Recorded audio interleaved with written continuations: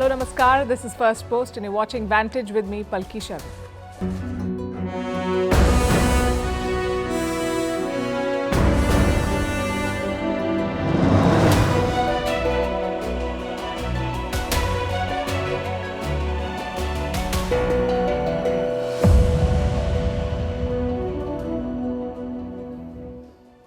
Let me start by saying Happy Dashera to all of you. On this day, Hindus celebrate Lord Ram's victory over demon king Ravan.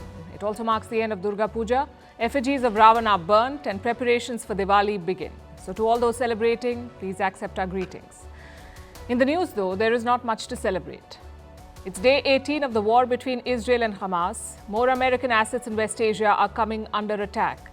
Israel's economy has taken a hit. Hamas wants to trade hostages for fuel. And the Turkish president is walking a tightrope. We'll explain why. The Pentagon, meanwhile, has released a report on China's border tactics with India. We'll tell you what it says. Bhutan is formalizing ties with Beijing, why this is a departure from the past and why India should worry about this. The Pakistan Supreme Court has said military courts cannot try civilians. What does that mean? Afghanistan beat Pakistan in the Cricket World Cup. It's a stunning upset. We'll bring you the full story. And why are so many Indians giving up their citizenship? The numbers and the trend. We'll capture all this and more. The headlines first. China makes it official by sacking the missing ministers. Defense Minister Li Shangfu and former Foreign Minister Qin Gang have been removed from the cabinet. No replacement has been named for Li, who's been missing for months now. In July, Foreign Minister Qin Gang was abruptly removed from office. The Kremlin rejects speculation over Vladimir Putin's health. It says the Russian president is fit and well. Earlier reports said Putin was using a body double. The Kremlin has called such reports, quote-unquote, an absurd hoax. Putin turned 71 earlier this month. Relief for Nawaz Sharif. The Islamabad High Court extends his protective bail till Thursday. The former Pakistani Prime Minister appeared in court along with his brother Shehbaz Sharif. He returned to Pakistan on Saturday after almost 4 years in exile in London. Poland's opposition says they are ready to form the government, naming Donald Tusk as their prime ministerial candidate. The opposition party is a pro-European Union. They won the most votes in the recently held elections. And it happens only in China. College sparks outrage by removing power sockets from dormitories. The move aims to curb late-night mobile gaming by students. But students are protesting the decision, demanding that the sockets be removed from faculty offices as well.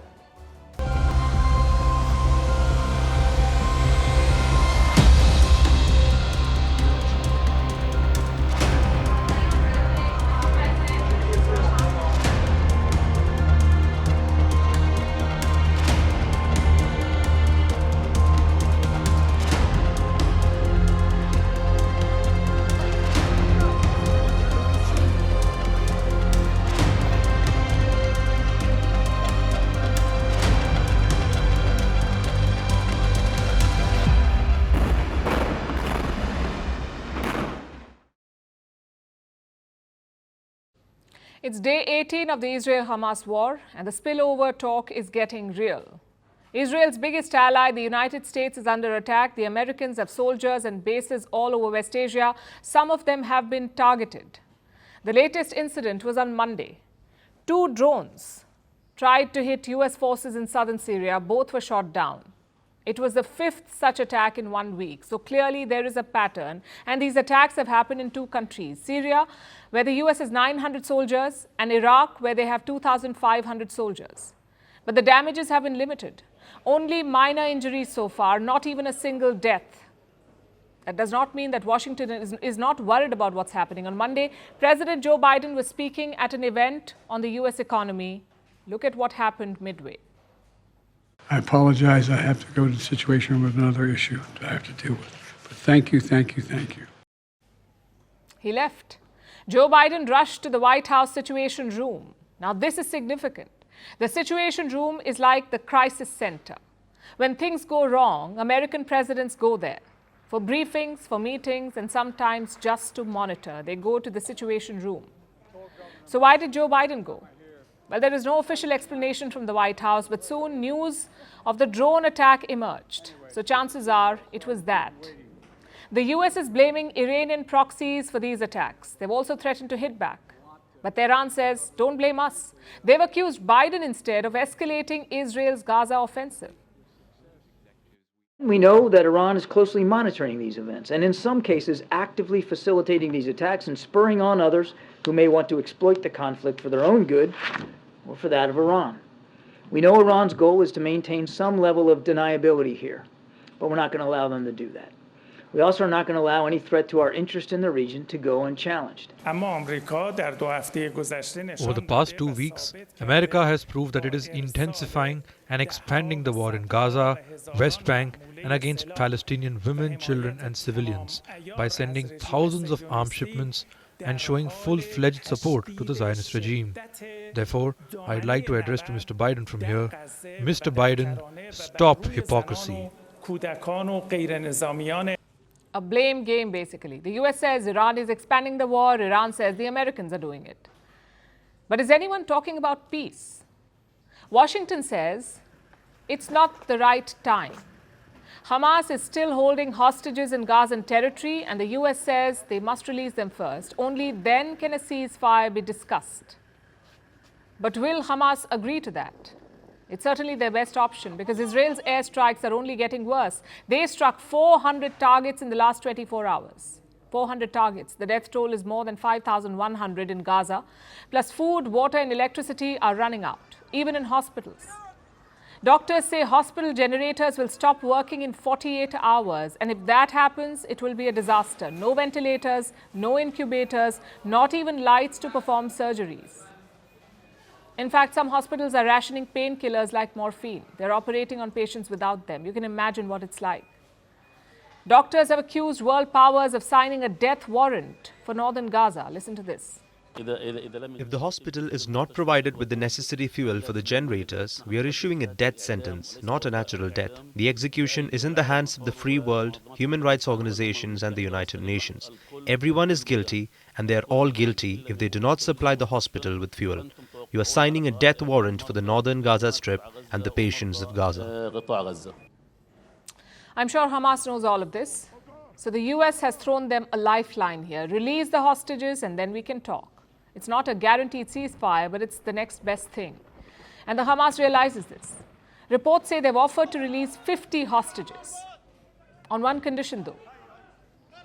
Israel must allow fuel into Gaza. So fuel for 50 hostages. The talks apparently hit a snag on Monday. Israel said fuel will be allowed only if all the hostages are freed. Not just 50, all of them. We've seen some progress on that front. On Monday, Hamas released 2 hostages from Gaza, both elderly women. One is 79 years old, the other is 85 years old. It takes a special kind of brutality to kidnap such helpless civilians, 79 and 85. Israel says both women are now doing fine. Their husbands, though, are still with Hamas. One of them shared the story of their capture. My mom is saying that she was taken on the back of a motorbike with her body, with her legs on one side and her head on another side. That she was taken through the plowed fields with a man in front on one side and a man behind her. And that while she was being taken, she was hit by sticks by Shabab. Yeah, Shabab people. Until they reached the tunnel.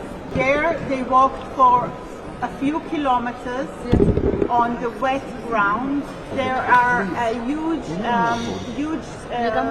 network of tunnels underneath. It looks like a spider web. The Hamas still holds around 200 people. Releasing them for a ceasefire is their best bet. Western countries will also be hoping for that. But the question is, will Israel agree? It's a tough moment for Prime Minister Benjamin Netanyahu. He faces 2 kinds of pressure. One is external. Even Israel's allies are worried about the rising civilian casualties. They know the numbers will increase if Gaza is invaded, if Israel carries out the ground invasion. We've seen many Western leaders travel to Israel in the past few days. All of them have raised this concern. Today was Emmanuel Macron's turn, the French president. He held talks with Prime Minister Benjamin Netanyahu and the Israeli president. He offered his full support to Israel, but there was a gentle reminder too. Listen in. La lutte doit être sans merci. The fight must be merciless, but not without rules, because we are democracies which fight against terrorists, democracies which therefore respect the laws of war and ensure humanitarian access, democracies which do not target civilians of Gaza or anywhere. Respect for the population requires, in this case, to allow access to aid, to restore electricity for hospitals, for the sick and the injured, without allowing this electricity to be used to wage war. De rétablir, et nous en avons longuement parlé très en détail. That's the external pressure. The second kind of pressure is at home. Many Israelis want Netanyahu to resign, to take responsibility for the Hamas attack on October 7th. A recent poll, in fact, found that 80% of Israelis blame Netanyahu for what happened. And that includes his ministers. Reports say 3 of them are planning to resign. 3 Israeli ministers are planning to resign. It's their way of protesting against the prime minister. It's their way of saying, you must resign too. Former government officials have said the same, like ex-Prime Minister Ehud Barak and former IDF chief Dan Halutz. Despite this, Netanyahu hangs on. Forget the resignation, he's not even apologized. His cabinet ministers have apologized. The defense chiefs have also apologized. Even the intelligence heads have said sorry. It's just Netanyahu who's not. So the Gaza invasion is politically important for him. Maybe the only way to redeem himself. But history shows us that such decisions should never be political. They must be rooted in strategy and logic. If not, they will backfire. Joe Biden warned Netanyahu about this. He asked Israel to not make America's mistakes after 9/11. But as things stand, an invasion is more likely because Biden and company do not keep Netanyahu in power. The people of Israel do. Now let's talk about the cost of this war. More than 5,500 people have died on both sides. More than 15,000 have been injured. Tens of thousands displaced, and many more suffering the horrors of war. And this conflict is expanding. Israel wants a ground operation, so the cost will only shoot up, including the economic cost. And tonight we want to dwell on this last part, the economic cost. What will the war mean for Israel's economy? The Bank of Israel has released an assessment. Growth has taken a hit. Economic output will contract. By how much? At least 2 to 3%. This is for the 3rd and 4th quarters. The budget deficit is likely to rise, and Israel's currency, the shekel, is losing its value. It has fallen to an 8-year low. This is against the US dollar. The shekel is falling. As of today, Israel's economy is in a state of limbo. Earlier, it was expected to grow at a rate of 3%. But now, if the war continues, economic growth will cool. The growth rate is projected to fall to 2.3% for the remainder of this year, 2.3% in 2023, or what remains of it. What about the next year? It's expected to be slightly better. Israel's central bank is projecting a growth rate of 2.8% in 2024. And here's something that you must know. This is an aberration.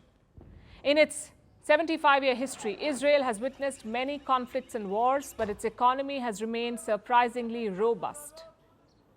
Today, Israel is seen as a tech powerhouse, a key innovation hub in West Asia, with a diverse free market economy. But this war is testing Israel's resilience. The priorities have shifted. The military has been given a blank check. Israel wants to win this war at all costs, and its army says it is ready to strike. Our fighters are ready and determined in the field. They continue training for the day the order is given. We have long weeks of fighting ahead of us. We will act on the most suitable operational timing and according to political instructions. About 360,000 reservists have been called up. This is an unprecedented mobilization. These people were engaged in other jobs. Now they're fighting the war. So overnight, Israel has lost 360,000 workers. They've gone out of the economy. Businesses are short-staffed. There are fewer taxis on the streets. Several stores are closed and people are leaving their homes. Take the case of Sderot. It's a border town. It's barely 12 kilometers from Gaza. We visited Sderot 2 weeks ago. It used to be buzzing with activity, but after the Hamas attack, it has become a ghost town. About 30,000 people used to live there. Now, going by some accounts, More than 90% of Zerot citizens have left. And where have they gone? Many have shifted temporarily to other parts of the country, and this is happening in most border towns in Israel. Life has been disrupted, and these people do not know when they'll go back home, when they'll return to their normal lives, what normal life will look like now. This has the makings of a drawn-out conflict. Economists and ratings agencies are watching these developments in Israel. At least 2 credit agencies have issued warnings. They say Israel's debt could be downgraded. The World Bank too has issued a warning. It comes from the World Bank president Ajay Banga. He says we are at a dangerous juncture and that this war could deal a serious blow to the world. The biggest worry, of course, is related to the oil prices, even though Israel is neither a major producer nor a supplier of oil. But the conflict is drawing in regional powers. And that is a big worry. Because wars in West Asia tend to disrupt the energy markets. Think of the Iranian Revolution of 1978, the Iran-Iraq War of 1980, the first Persian Gulf War of 1990. All of them triggered a spike in oil prices. So markets are nervous. Global oil prices rose marginally today. Traders are keeping a close eye on Israel. A ground offensive and a wider conflict could impact the entire region and bleed the world.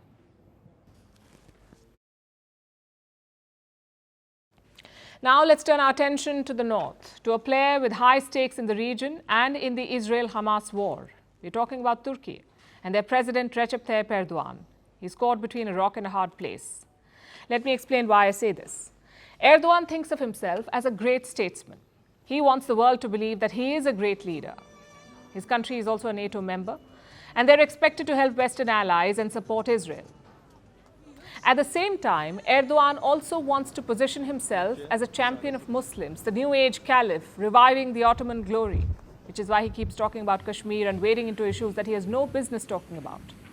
Now, in this role, he is expected to support the Palestinians. And these two images, statesman and religious champion, have collided. Add to this Erdogan's personal ambition. He wants to be a peace broker, but you can't do all the three. Support Israel, support Hamas, and mediate between the two. So he's walking a tightrope, trying to appease both factions. Erdogan has taken the least controversial stance since this war began. Listen to what he said. We want the Israeli administration to stop their bombardment of Palestine soil, beginning with Gaza, and the Palestinians to stop their harassment of civilian settlements in Israel. So he's blamed both sides for the conflict and asked both of them to stop. This is a far cry from his position a few years ago. In the past, Erdogan has openly favored Palestinians, but over time, his relations with Israel have also improved. And evidently, he does not want to jeopardize that, the relationship with Israel. So he's taken a balanced approach. His administration is also trying to be useful to its Western allies. We have received requests from various countries, especially on the issue of their citizens being released. As a result of this, we have launched talks on these issues, especially with Hamas's political wing. Our efforts are continuing, especially for the release of foreigners, civilians and children. That was the Turkish Foreign Minister Hakan Fidan. He's been on a diplomatic shuttle since the Israel-Hamas war began, going from one country to the next, securing Turkey's interests. And he just mentioned a very important part of those interests, contacts with Hamas's political wing. You see, Turkey has always favored this group, Hamas. Senior Hamas members have made a home in Turkey, like the chairperson of the Hamas political wing, Ismail Haniyeh. His children reportedly have Turkish passports, as do other senior members of Hamas. Haniyeh divides his time between Turkey and Qatar. He has a base in both these countries. Currently, he's in Qatar. Reports say the Turkish establishment asked him to leave for a while. Other senior Hamas leaders were also politely asked to leave. Erdogan apparently did not want the bad publicity. Their presence was problematic for the would-be mediator. Now, Turkey has denied all these reports, but perhaps the damage has already been done. So far, 4 hostages have been released by Hamas. And it seems Qatar and Egypt are at the forefront of those talks. Turkey is lagging behind in its efforts. And that's not the only bad news for Erdogan. Reports say Ankara is also facing the heat from Western allies. They want Turkey to sever ties with Hamas. And that's something Erdogan is unlikely to do. So instead, he is looking to placate the West. He's making concessions elsewhere. Yesterday, Turkey offered its fellow NATO members an olive branch. Erdogan set in motion the process to induct Sweden to make it a NATO member. Yeah, we welcome that step. Obviously, we have been calling for ratification of Sweden's accession for some time, and we look forward to that bill being considered in the Turkish parliament and passed as soon as possible. Sweden has been wanting to join NATO since last year, but Erdogan was the roadblock. It seems he's finally relented in an effort to calm his Western allies. As I said, Ankara has been walking a tightrope. It's what you get when you try to run with the hares and hunt with the hounds.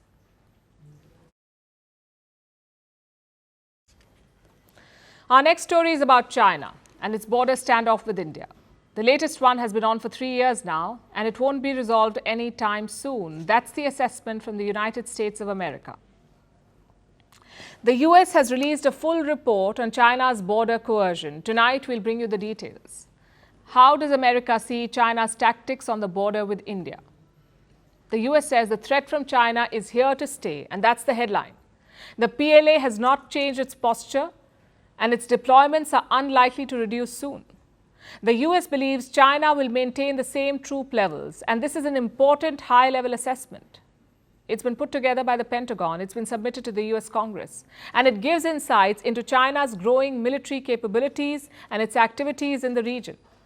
This report is more than 200 pages long. It covers several flashpoints from Taiwan to the South China Sea and the Pacific. But tonight we'll focus on the section that talks about the India-China border. It's 300-odd kilometers long. This border, it is divided into 3 sectors: the western sector in Ladakh, the central sector in Uttarakhand and Himachal Pradesh, and the eastern sector along Arunachal Pradesh and Sikkim. The current standoff is in the western sector in Ladakh. Quick background. In 2020, China sent a large number of troops there. They clashed with Indian soldiers. There were casualties on both sides, and since then, China has not pulled back its troops. Now, the US has studied these Chinese deployments, and it gives a breakdown in this Pentagon report. It says China has 1 border regiment in the western sector. It is supported by 2 troop divisions. They've been sent from Xinjiang and Tibet. Now, what are regiments and divisions? They're basically military units. A regiment is a bit like a small team in a sports league. It has soldiers and officers. They usually specialize in one task, and they have a few thousand personnel. A division, on the other hand, is much larger in size, sort of like the entire sports league. It has 10 to 15,000 personnel, plus support staff like medics, engineers, and officers handling logistics. So the US says China has deployed 1 regiment and 2 divisions along the western border with India. And apart from these, China also maintains a reserve force there. They're called Combined Arms Brigades, or CABs. These are essentially combat teams. Their members are drawn from different areas. They come with different skill sets, like the weapons they can operate or the warfare tactics they've mastered. The idea is to encourage integrated operations. China keeps 4 such teams in the reserves, and all of these teams are exclusively for the border with India. So that's the breakup. How many troops in all? There are conflicting reports, but most of them are in the range of 50 to 60,000 troops. That's what China maintains at the border with India, 50 to 60,000 soldiers. In August, there was talk of de-escalation. That's when Prime Minister Modi had a rare conversation with Xi Jinping. They met in Johannesburg. They were there for the BRICS summit. Prime Minister Modi and President Xi spoke on the sidelines, and there was an agreement. In a conversation with President Xi Jinping of China, Prime Minister highlighted India's concerns on the unresolved issues along the LAC in the western sector of the India-China border areas. The 2 leaders agreed to direct their relevant officials to intensify efforts at expeditious disengagement and de-escalation. Well, that was 2 months ago, and what happened after that? Nothing. China is yet to commit to any kind of withdrawal. Earlier this month, there was a meeting, the 20th round of military talks between India and China. Military commanders from both sides met. They held talks for 2 days. No breakthrough. Clearly, China is not serious about de-escalation. Instead, it is boosting military infrastructure. And the US assessment says the same thing. It says China has added more facilities in the last year. Let me quote from this report. These improvements include underground storage facilities near Doklam, new roads in all 3 sectors of the LAC, new villages in disputed areas in neighbouring Bhutan, a second bridge over the Pangong Lake, a dual-purpose airport near the centre sector and multiple helipads. This is what China has built. Of course, India is aware of this threat. It maintains similar troop levels. Reports say the Indian Army is now preparing for winter. There will be a redeployment of troops and heightened surveillance. So the understanding is clear. China poses a long-term challenge for India. The Pentagon report only confirms that. And the big takeaway is this: the Chinese threat is growing and it's here to stay.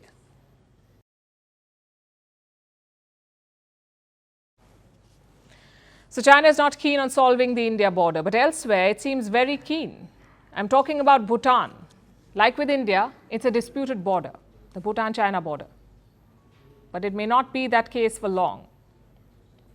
On Monday, Bhutan's foreign minister visited Beijing.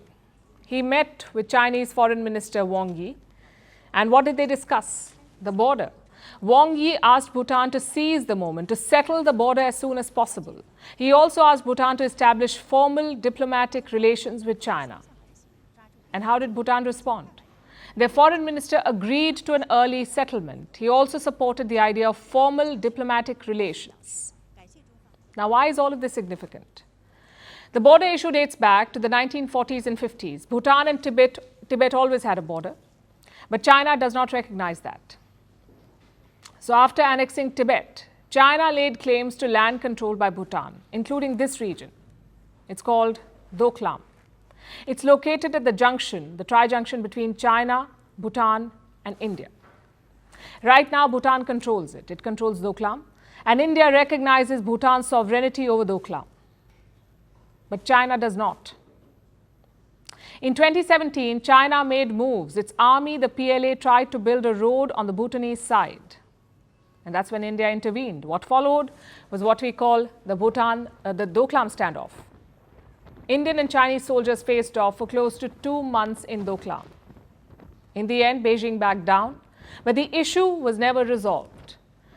And now Doklam is on the table again. Bhutan and China will have to exchange land to settle their border. India fears this exchange could involve Doklam. And that's a serious issue. I'll tell you why. Doklam is located close to India's Siliguri corridor. It's the link between mainland India and the northeast. If you cut that off, you cut off the northeast from India. So having PLA troops in Doklam is a problem for New Delhi. It was a worry in 2017. It remains a worry today. Now, Bhutan has not confirmed whether Doklam is on the table, but the possibility itself is worrying. So that's the border issue. The second is about diplomatic relations. Again, it's an old one. Bhutan does not have formal relations with the P5. That's the 5 permanent members of the United Nations Security Council. They have exchanges and visits, but no formal diplomatic relations, Bhutan and these 5 countries, meaning there is no embassy. Bhutan says it's all about staying away from big power politics. You let one country open an embassy and everyone will line up. Historically, Bhutan has tried to prevent that. Their preferred partner was India. Their security, their foreign policy, all of it was decided in partnership with India. But now Bhutan is making a U-turn, it seems. They're talking about formal relations with China.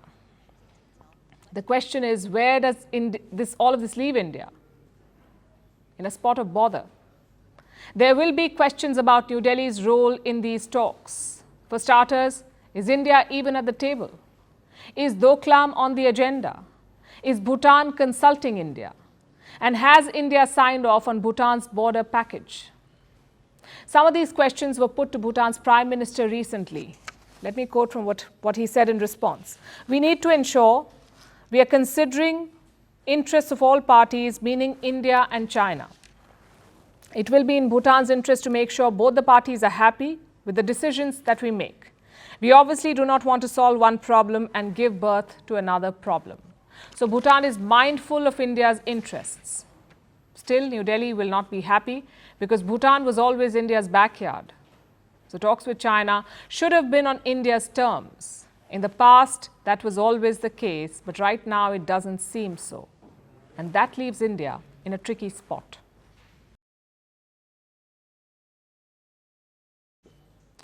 Now let's look over India's other border, where Pakistanis had mixed fortunes yesterday. On the one hand, they saw a great victory for democracy. Pakistan's Supreme Court stood up for the rights of its citizens. It gave a rare rebuke to the all-powerful Pakistani army. And that was the good news. It affects everyone in Pakistan, but perhaps not tangibly. You see, you cannot really put a number on your democracy being protected. But you can put a number on higher prices, like 193%. That's how much Pakistan raised the price of natural gas by. 193, almost 200%. This too took place yesterday, and it left a bitter aftertaste for anyone celebrating the rare democratic gains. Here's a report.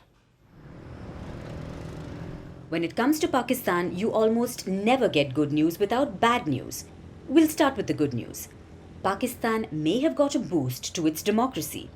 Pakistan's Supreme Court was hearing a case challenging the military, specifically the decision to try ordinary people in military courts. There are over 100 ordinary Pakistanis caught in the military's clutches. They all have something in common. They are supporters of former Prime Minister Imran Khan. On the 9th of May, their anger had reached a boiling point. Their hero, Imran Khan, was arrested and detained on corruption charges. He says he was practically abducted. That set off mass protests targeted towards Pakistan's military. Now, it's no secret that the Pakistani military is the real power in the country. It picks puppet politicians to exercise control and punishes the puppets who try and become independent, very much like Imran Khan.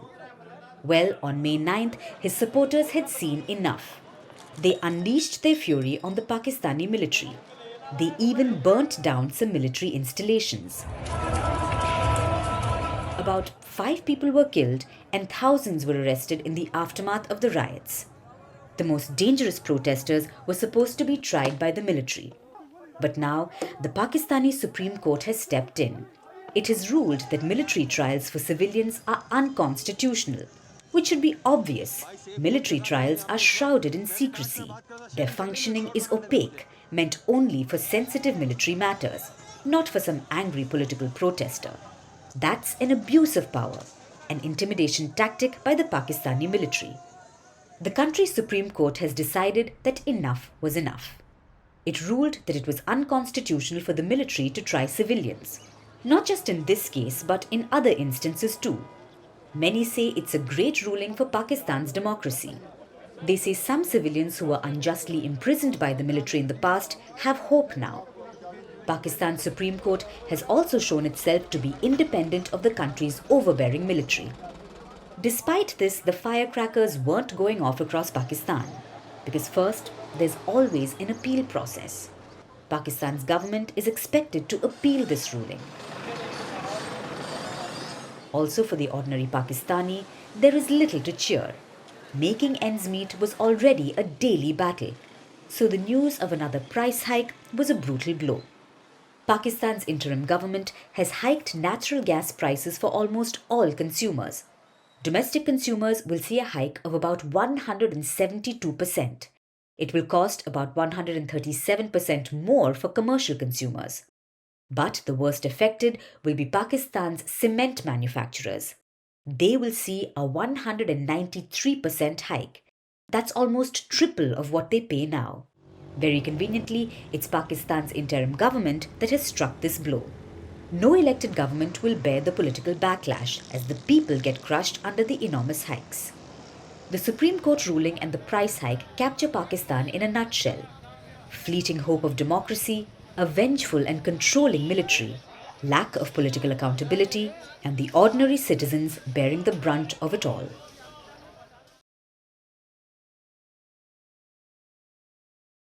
They say sports is like a balm. Even in the worst of times, just look at your sports team. Maybe you'll feel better.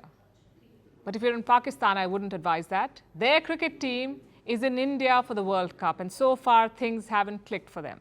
They've lost 3 matches on the trot. First to India, the second to Australia, and the third to Afghanistan yesterday. And that last one was a stunning World Cup upset.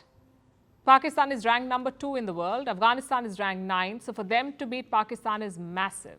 It was Afghanistan's first ever victory over their neighbor, and it wasn't just about the win, it was about how they won. A comprehensive victory by 8 wickets. The crowd in Chennai was ecstatic. In fact, that's been a feature of all Afghanistan matches. The Indian crowd has been right behind them, whether it's turning up in Afghan colors, or holding up their flag, or cheering for every wicket. You've spoken about people-to-people relations between India and Afghanistan. Well, this is it. Plus, Afghanistan has been playing quality cricket. You see, most upsets are miracles. There's always 1 or 2 moments that swing the momentum, moments that you don't expect. But this match was not like that. Afghanistan dominated from ball 1. It never looked like they would lose. Now, we could dissect what went wrong for Pakistan. We could discuss the technicalities, but frankly, it's pointless because their former players are already doing it, and there is no way we can top them. Listen to this. हम चीखे मार रहे हैं show पे 3 हफ्ते से कि 2 साल से इनका फिटनेस टेस्ट नहीं हुआ। अब मैं लड़कों के इंडिविजुअल नाम लूं, इतने उनके मुंह हुए हैं, लगता है रोज कोई 8-8 किलो कढ़ाई खाते ने, निहारियां खाते ने। भाई कोई टेस्ट भी तो होना चाहिए। अब इन professionally you guys are being getting paid, playing for your country, and there has to be a certain criteria. Like I said, there is no topping that.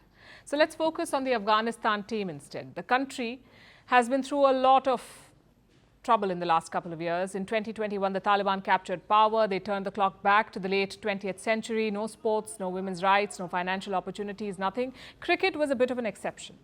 The women's team was completely stamped out. Most of the players now live in Australia, but the men's team somehow survived. The players are now based in the United Arab Emirates. Until last year, they played their home games in India, but in 2022, they struck a new deal with the UAE. So UAE is now their designated home. Every other team can play in front of their home crowd. They can host bilateral series, but Afghanistan cannot. Even their so-called home games are abroad. And think about the players. Many of them have families back home, like Rashid Khan. He's arguably the most popular Afghan cricketer, but in 2021, his family was stranded in Afghanistan. Can you imagine the horror? I'm sure most Afghan cricketers have a similar story, and despite that, they push on. You heard Pakistani veterans mocking their team's fitness. You won't hear that about Afghanistan. Their players have put in the hard yards. They've combined talent with hard work, and now you see the results. Pakistan was actually Afghanistan's second victory in this tournament. The first was against England, the defending ODI champions. Talk about historical revenge. These are two countries that shaped Afghanistan's history, and not in a good way. The English invaded Afghanistan in the 19th century. Pakistan created the Taliban. So I guess yesterday's win was sweet revenge. It also tells you how skilled this team is. These are not fluke performances. They have shown consistency. We keep hearing that cricket teams represent the hopes of their people, like here in India. We say the men in blue represent 1 billion hopes. But in Afghanistan, cricket may be their only hope. And that's a different level of pressure. You know your country is already suffering from the Taliban, from earthquakes, from poverty. So there is added pressure to do well, to give your people something to celebrate.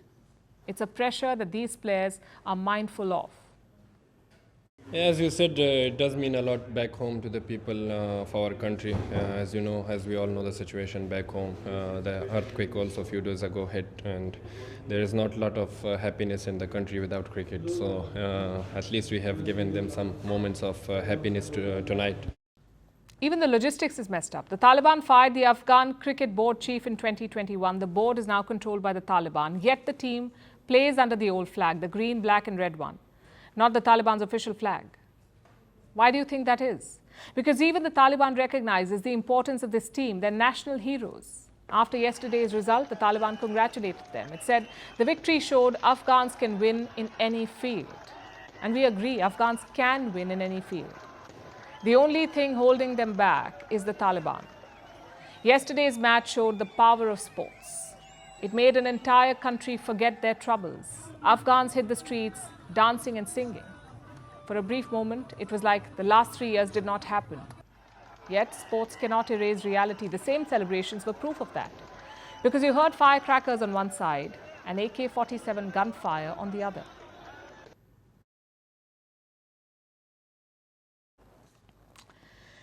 Do you know what's the OECD? It's the Organization for Economic Cooperation and Development, basically a club of rich countries, high-income countries. It's a It's a club that has 38 members, including the US, France, Germany, Italy and Canada. These are also the go-to countries for migrants.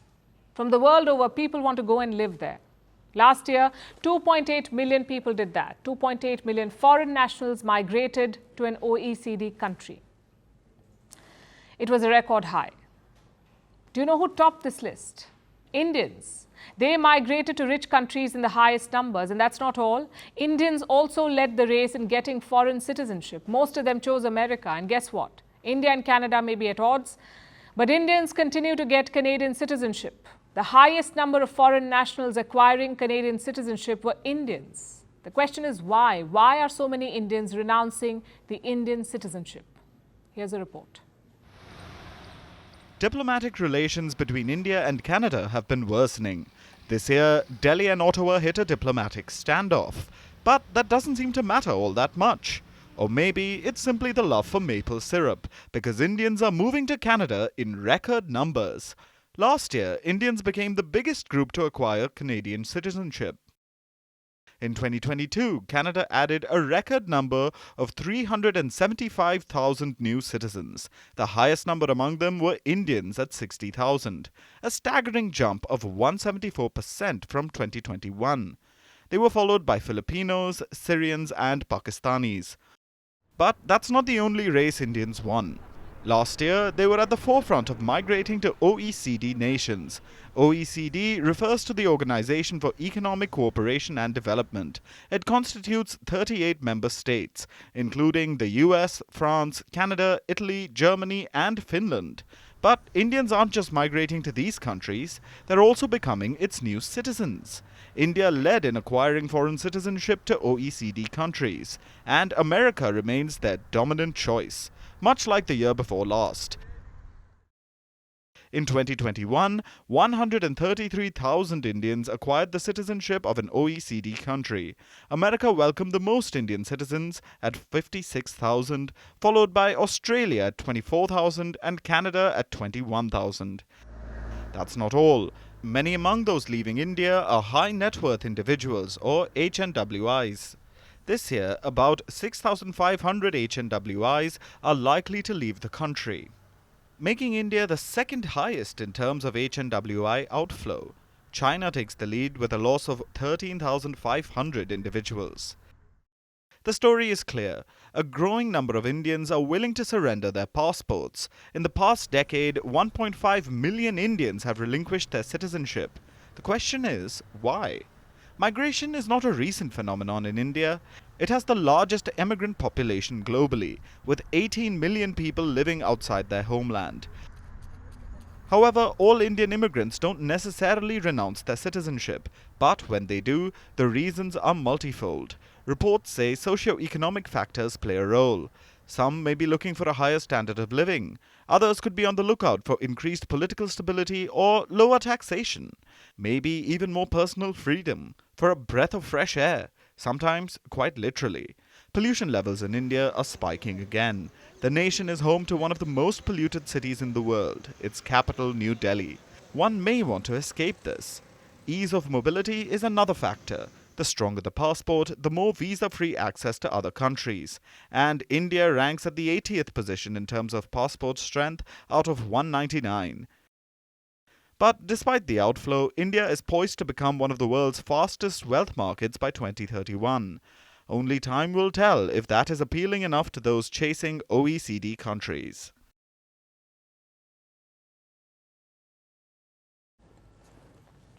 In 2021, an American professor predicted a sustained mass exodus. He said that many people will leave their jobs due to the pandemic. It sounded like an ominous prophecy, but if it helps, he gave it a cool name. He called this phenomenon the Great Resignation. And he was right. In 2021, a record number of people quit their jobs. In the US, this number stood at 47 million. It's been 2 years since. The overall quit rate in America is reaching the pre-pandemic normal. The Great Resignation is finally over, except for the C-suite. For CEOs, the big quit is just ramping up. Just look at the numbers. In the first half of 2021, some 76 CEOs left their post globally. It was considered a big deal. 76 in 6 months, higher than the total in all of 2020, and a 23% jump since 2018. It was called a C-suite turnover spike. But cut to today, CEOs are having their worst year in decades. So far this year, more than 1,400 have left their jobs. 1,400 chief executives have quit US companies. That's the highest in the past 2 decades. Almost a 50% rise for the same period last year. What kind of companies are they leaving? The government and non-profit sector are the worst hit. The technology sector came in second. A number of women CEOs have also abandoned boardrooms. A 19% increase from the same period last year. The question is why? Why are CEOs leaving their jobs at a record-breaking clip? The specific details of CEO exits are typically undisclosed, but according to experts, a few reasons contribute. Many CEOs are trading fatigue for family life, much like former YouTube CEO Susan Wojcicki. She stepped down after 9 years in the role to quote-unquote start a new chapter focused on her family and health. Corner office or not, everyone needs a break. Stress is hitting workers young. Surveys say 42% managers face burnout regularly. And this builds over time. CEOs spend their lives climbing the corporate ladder. But now many are opting out. And that's not the only reason. The US workforce is also shrinking. More baby boomers are reaching retirement age. Now, these are people born around the mid-20th century. They're called baby boomers. Plus, the average CEO is 8 years older at higher now than 2 decades ago. So this year, 22% of all CEO exits were retirements. In some cases, CEOs are stepping down thanks to their own actions. Since the Me Too movement, workplace behavior has come under increased scrutiny. More calls for diversity and inclusion have been made. Corporate boards are paying more attention, and the result is visible. This year, the CEO of Chicago Board Options Exchange, Edward Tilley, and BP chief Bernard Looney both had to resign. Why? Because they failed to disclose personal relationships with employees. Now, whatever be the reason, resignations are piling up fast. So far, the numbers speak to the Great Resignation in the US. For other countries, the situation is still unclear. Data is not available. Studies are underway about the state of the C-suite in the post-pandemic world. But here's what research says. The world over, a few decades ago, the average CEO tenure stood at 12 years. Today, it has decreased to about 5 to 7 years. Chief executives globally are moving out faster than before. And now it's time for Vantage Shots, images that tell the story. India celebrating the joyous festival of Dussehra, also known as Vijay Dashmi. According to Hindu mythology, it marks the victory of good over evil. In Brazil's Rio de Janeiro, paramilitary gangsters torched dozens of buses after a senior paramilitary leader was killed by police forces. In the US state of Louisiana, a super fog led to a pileup of 156 vehicles, leaving 7 people dead and many others injured. And finally, taking you back in history to 24th October 1945. On this day, the United Nations was established with the aim of maintaining peace and security after the end of the Second World War. Today, the UN is the world's premier international organization, but it has failed to stop wars. We're leaving you with this. Thanks for watching. We'll see you tomorrow.